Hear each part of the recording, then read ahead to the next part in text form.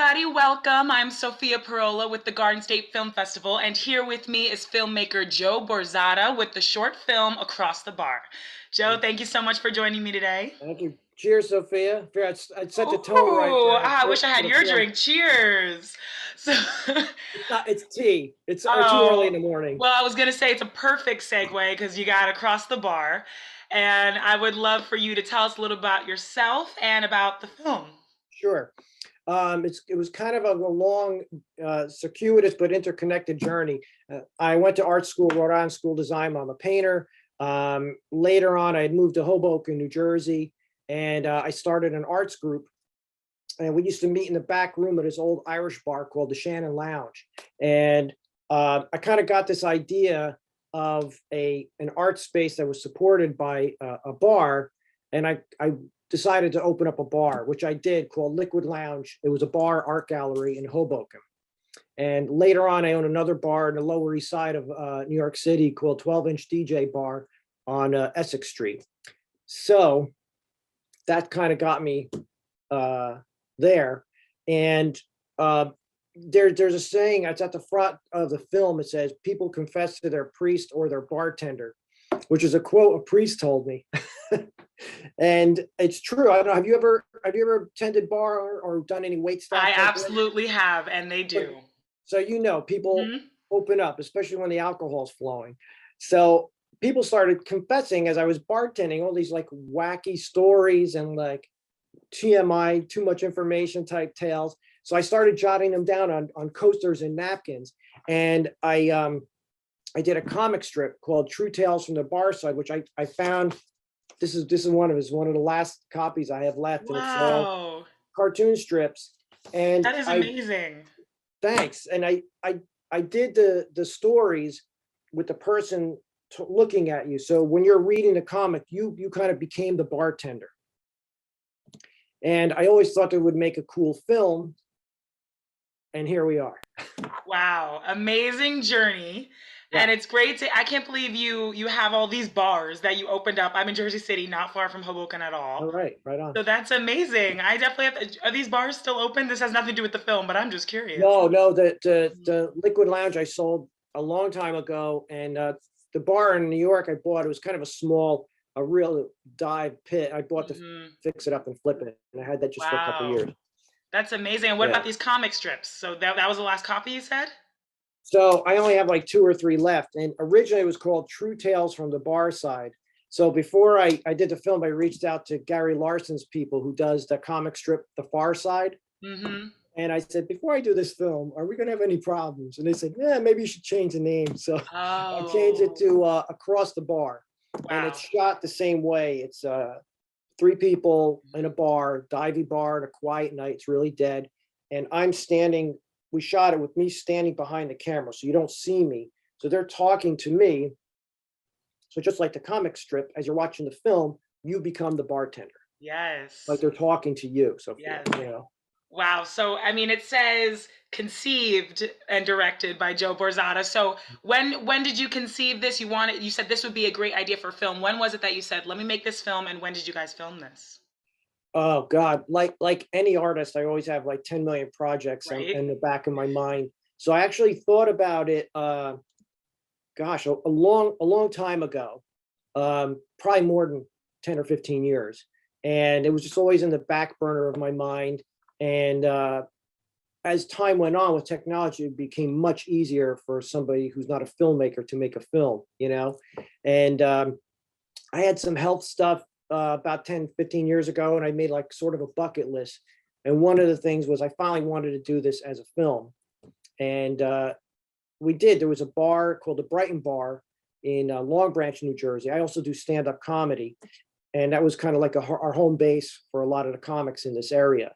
Mhm. And so I asked them if I could shoot it there, and they were totally cool with it. Wow. And I finally did it. We did it like literally. We shot it, and a month later, the world shut down with COVID. So the gods were on my side. Yes. Wow. And you are what don't you do? Stand-up comedy as well. That is Yeah. amazing. So tell me, were these actors telling stories that you already knew? Was this all real? Like, who are these people that told the stories in your film? In Well, Jack is a stand-up comic who I know, and he's a really character, and he has a lot of stories. So it was very easy just to sit him there in front of the camera and say, we just started talking and filmed it. Oh, so Wes, non-scripted. non-scripted. We just, Mm.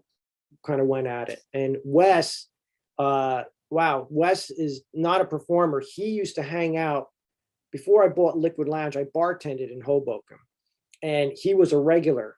And him, me, and the owner, we had some really crazy nights, staying up till, shutting the bar and staying up, drinking and partying, shooting pool till the sun came up.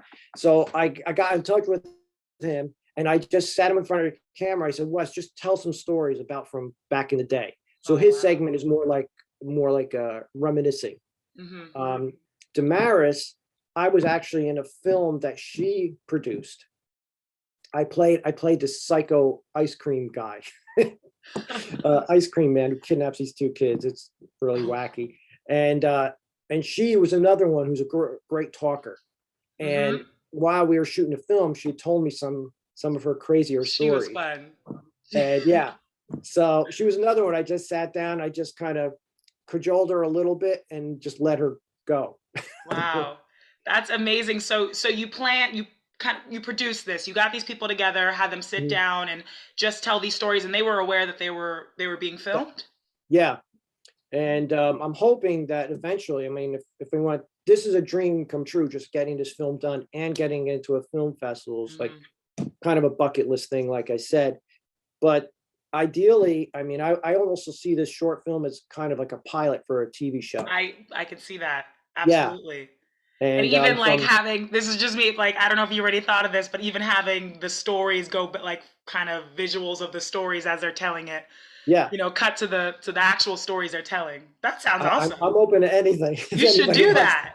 You wants to should. I do hope it. someone watching is like, I'm gonna buy this and reaches out to you.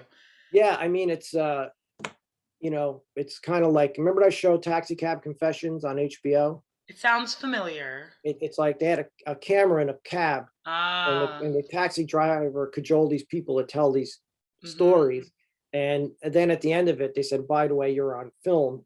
And they did that. So my version of this, my elevator pitch is it's Taxi Cab Confessions in a bar. Yes, that's amazing, Joe. So tell me, when you guys were filming and these people were telling these stories, I'm guessing there was a lot more footage and a lot more time than what we see in the film. How was the editing process? Believe it or not, um, I didn't, I had done a few years ago a series of interviews called 5 Minutes with the Gallery Guy, because I do a blog called The Gallery Guy, and where I did 5 minute interviews with artists, because so many artist interviews are really long and boring, and I just wanted to whet people's appetite to go look at this person's work. And those we shot uncut. It was just ready, go, 5 minutes. My cameraman John Capra would give me the cue when it were like 4.5 minutes to wrap it up.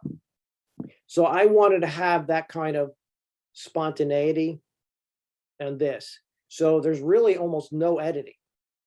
Oh, wow. Um, I just kind of pointed the camera at them and we went. We had to do a couple takes because sometimes we tripped over words or we got lost or Hmm. something happened.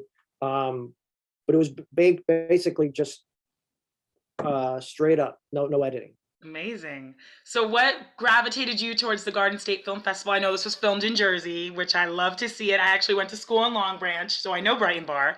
Yeah. So, yeah, tell me why you submitted to the Garden State Film Festival and how it feels to have Across the Bar screening here. I had bought a weekend house in Asbury in 2001 when it was like the wild west out here. It was really pioneering. It was a rough place back then. And so I just thought it was such a cool, funky town. And I had it as a weekend house. I eventually lived down here a few times, back and forth between here in New York. And I also owned an art gallery on Cookman Ave for a number of years. And so it's just kind of cool that, synchronicity of it all. And when the Garden State Film Festival, and this is such I think like a time capsule of a place and a time in Jersey. Absolutely. They opened Um, up 20 years ago in Asbury Park, the festival. yeah, Hmm. Yeah, and just those shots of the Brighton bar, the Jersey Shore divey bar, Hmm. um, it just all made sense. It all kind of came together. Oh, I love that. That's amazing to have across the bar at Asbury where you were. And are you going to be Mhm. able to make it at the festival in Asbury this Oh year? yeah, hell yeah. Oh, I love that. So, I mean, I definitely want to ask you before we wrap this interview up. You've worked in as an art, you're a painter, you worked in stand-up comedy, making films. I mean, you obviously love the art world. So, I would love to ask you, Joe, what is it about art that you think the world needs? I know this is like a loaded question, but like, what do you love about art and film, and why is it so important that people invest in it? Um, I'm gonna answer that as with the arts in general.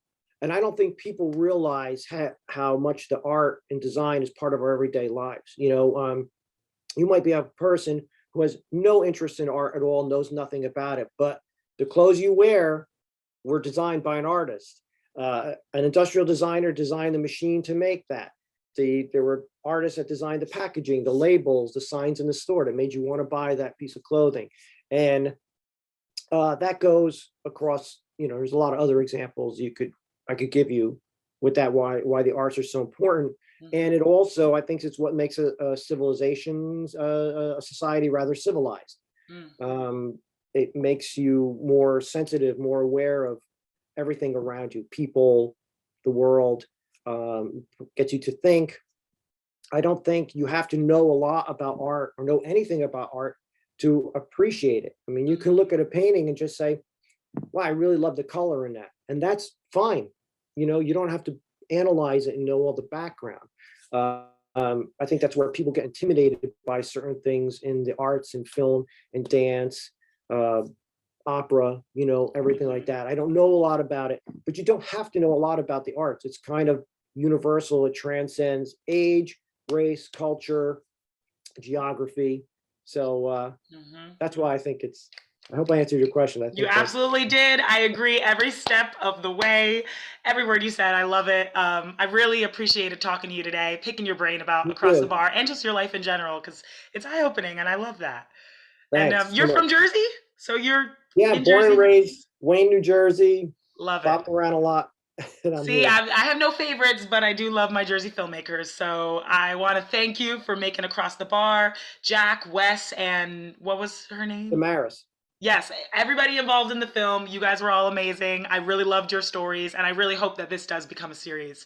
But Thank you so much for the interview. It was great. It was a lot of oh, fun. good. I'm happy you liked it. It was great. Let me tell everyone watching how they can see Across the Bar at the Garden State Film Festival. You can access any of the films online. Visit gsff.org to get a virtual pass. Or if you want to check it out at the festival, which I highly recommend, it will be playing at Asbury Lane Saturday, March 26th in the film block 8:30 to 10:45 p.m. It's going So to be a that'll party. be an amazing place to screen Across the Bar. Absolutely. Maybe drinking while you watch it or not. Either way. So Before, during, after, whatever. exactly. Joe, thank you again and congratulations. Thank you so much. I'll see everybody there on Saturday the 26th. Cheers. And thank you, Garden State Film Festival, for selecting my film. Cheers. Cheers.